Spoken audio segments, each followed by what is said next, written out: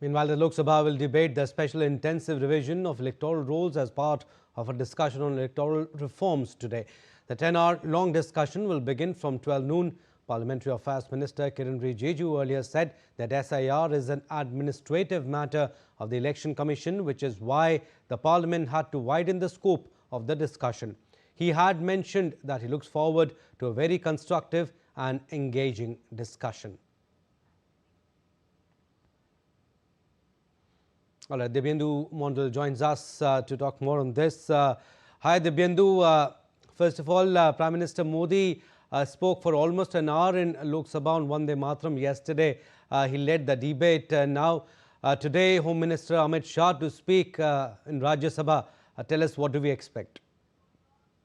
Well, Abhishek, the tone has already been set by Yes. Prime Minister Narendra Modi yesterday during his speech in the lower house of the parliament. So, of course, we'll see a similar tone from the BJP leaders, including Union Home Minister Amit Shah, that will open the floor for the debate on the issue of Vande Mataram, celebrating 150 years in this country. So therefore, we'll also see a lineup of leaders from the BJP, as we have seen in the Lok Sabha yesterday. Expected leaders are JP Nadda, who is also leader of the House. There could be other senior members of the BJP speaking on this particular issue in the Rajya Sabha as well. A total of 10 hours have been allocated for this discussion in the upper house. Similar to what we witnessed in the lower house yesterday, the discussion went on till about 11:30 into the night. So therefore, a long discussion again in the upper house of parliament is going to begin from about 12 to 12:15 this afternoon. And a lot of other unknown facts, as we have seen yesterday, Prime Minister Narendra Modi highlighting issues, where he referenced Muhammad Ali Jinnah, Jawaharlal Nehru, Rabindranath Tagore, Bankim Chandra Chattopadhyay's, in fact, Rabindranath Tagore's letter to Jawaharlal Nehru, and other such unknown historical facts coming out during the debate on the song Vande Mataram, which is the national song of India. So therefore, another power-packed debate expected in the upper house this afternoon. Also, Dibyendu, as the Lok Sabha takes up the discussion on the SIR, tell us what specific reforms or administrative challenges are expected to dominate the debate.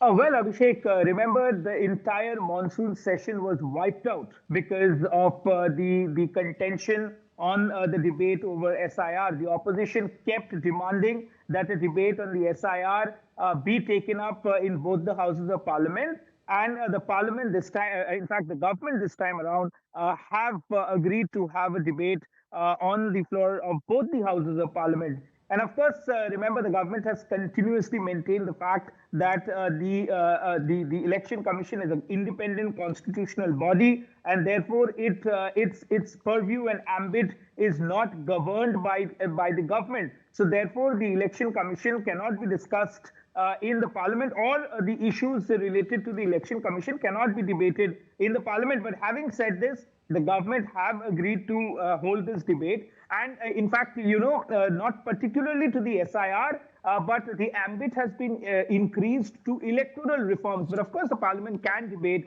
on electoral reforms. So therefore, the ambit has been widened to the electoral reform debates in both the houses of parliament. This, of course, is again going to begin post the question hour, which begins at 11 a.m. till 12 p.m. After 12 p.m., somewhere around 12:15, it is expected that the marathon SIR debate in the Parliament's lower house, Lok Sabha, is expected to begin. Issues such as, of course, the deletion, the accused, what the opposition is accusing, that a number of voters have been deleted from their voter list, which the opposition had been making noise both inside and outside the Parliament, could come up in the discussion. And the government is going to, of course, put out some key, issues with regards to the electoral reforms in this country, could perhaps, come up during this marathon debate, which is about to begin at 12:15. this afternoon. All right, on your screens, you can see the visuals.